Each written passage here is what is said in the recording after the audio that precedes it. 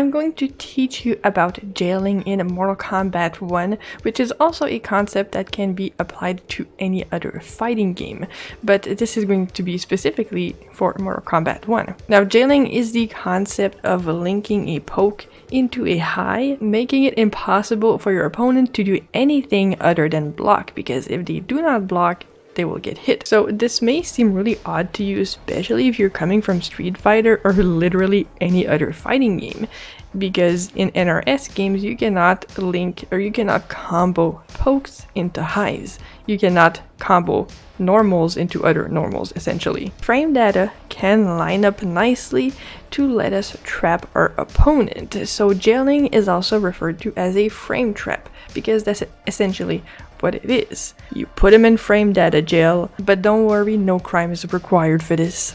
So I will explain how jailing works and how you can lab this with your mains to see what you can jail with them. Now let's get into the frame data side of things. Again, if you're unsure what frame data is, if you're not familiar with it, you definitely want to start with my fighting game glossary guide video. It will explain terminology of fighting games and a lot of other concepts you needed to know for this video. I have an entire playlist for beginner guides, so just follow it. I did put all the videos in order for you guys. Now, as I showed you guys in my previous video talking about when to take turns in Mortal Kombat 1, I showed you how you can poke people out of their pressure if they're using highs, because when you're poking, you are ducking, and when your character is ducking, highs go over your head, as you can see here.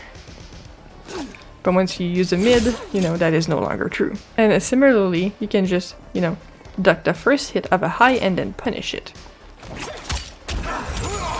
Like this, right? But jailing removes that option from your opponent, and I will show you guys quickly what happens when they're not locking. So what happens is when you hit them, the animation makes it so that they actually stand up. So if you're quick enough, you can do a down one into a standing one and whatever the rest of the string for your character is. So this is what it looks like. Because you force the character to stand up, you can actually hit them with the high, where if you're not fast enough, it will still, whiff over their heads. But if you do it quickly, you can sort of link it, right? But that's only if they don't block, because the only thing they can do in this situation is to block. If they do anything else, this will hit them. So when you do a down one, right, a lot of them are 7 frames startup, but the hit advantage is 12. So I have 12 frames to play around with. That is 12 frames where you or the opponent cannot do anything because they're in hit stun for 12 frames, right? Within that time limit, they cannot do anything else. So if my standing one is 7 frames and I have 12 frames of advantage, my standing one will jail because I have enough time within those 12 frames to hit my standing one. I hope you're still following and this makes sense to you, but I just want to make this clear that if your opponent blocks this, they can block it even if you jail it, but that's the only thing they can do. They cannot jump, they cannot duck, they cannot hit you out of it, they cannot armor reversal, they cannot do anything other than block. So I've set the dummy to block after my first hit. So you'll see that even if I do it perfectly, they'll be able to block it.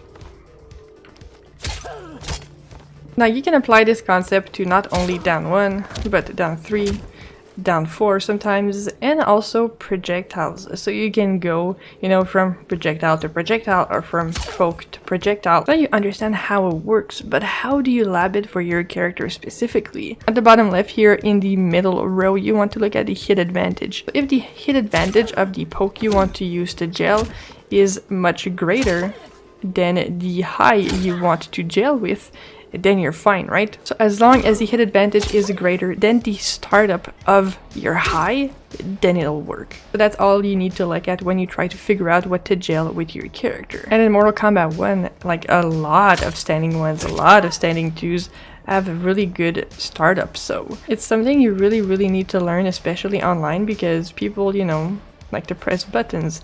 But if you learn to jail correctly, you will be able to have way scarier pressure up close. And the thing is, this can literally lead to full combos, right? If you hit this and they don't block, that is a full combo punish.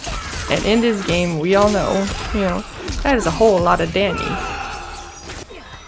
So thanks for doing anything else but blocking. Here's 41% for you. Thank you. Come again. So that is essentially what jailing is. It's not a very hard concept. It's very simple, you know, when it comes to fighting game stuff. A lot of the other stuff is way harder. Maybe like understanding frame data is way harder than understanding how to jail, right? Which is crazy, but hey. I really hope this helped you guys. So go on and put some nerds in jail. I really hope this will help you in your gameplay. And if you want to join my Discord, the link is in the description of every video. We have a really fun community there. And if you want to follow me on Twitter, if ever you use that app, it's at VSlayerMK. And as always, have yourselves a wonderful day, a wonderful Friday, and I'll see you all very soon.